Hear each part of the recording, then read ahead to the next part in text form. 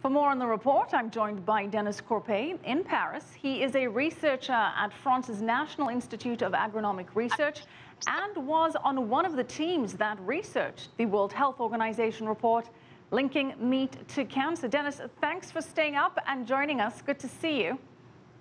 Good to see you, Michelle. So, Denis, the World Health Organization is now grouping hot dogs, bacon, and sausage in the same category as tobacco, alcohol, and asbestos, saying they're all carcinogenic, all cancer-causing. Why are they being added to this category now? Well, the evidence is rather strong that they are carcinogenic indeed. They are not very carcinogenic, but they are truly carcinogenic. That's it. Well, the report was pretty extreme. It gave processed meats a Category 1 rating. Now, that is the same classification that it gives to cigarette smoke. Do you think that that is a fair assessment? Well, first, I think that's fair because it is carcinogenic. But the report did not rank the strength of the carcinogenesis. It ranked the strength of the evidence, of the proof. And clearly, processed meats are carcinogenic. Now, they don't give you cancer each time you eat a slice of bacon. This is obvious. And so the amount you have to eat is a lot compared to tobacco or asbestos. But it is still putting processed meat in the same category as cigarette smoke, and even unprocessed meat like lamb and meat into Category 2, which is probably causes cancer.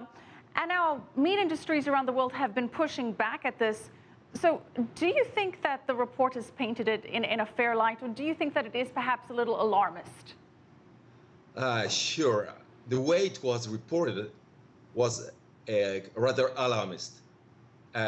So the evidence is clear, it is strong, it is carcinogenic. But now, because we have not evaluated the quantity we should eat or not eat, then the way it was reported to the media was not fair. I agree with you.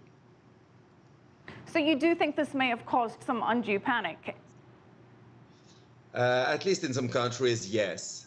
Here in France, people don't worry about it. I mean, they know that anything in excess could be dangerous. So, all right, but this has caused worldwide backlash. It's really may impact a lot of industries, from Italian prosciutto farmers to Brazilian Italian prosciutto makers to Brazilian farmers. What do you think will be the impact of industries that deal with meat across the board?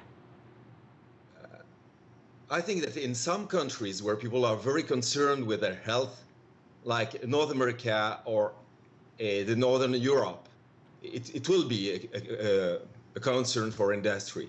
Now, in other countries, I think most people will just be aware that it is dangerous to eat too much, but it is not dangerous to eat a little of it. That's it. Well, do you think that a report like this will actually deter people from having that piece of bacon in the morning, having a pastrami sandwich? Has there been a case in the past where World Health reports actually yield tangible results? WHO reports usually deal with chemicals. And here it's very different because it's a food, a usual food. And so I think we should have been more careful in giving the advice. We should have translated the Group 1 or Group 2 into something that was that people could handle by themselves, and say a limit, an amount. To say, for instance, what the WCRF says, that we shouldn't eat more than 500 grams per week.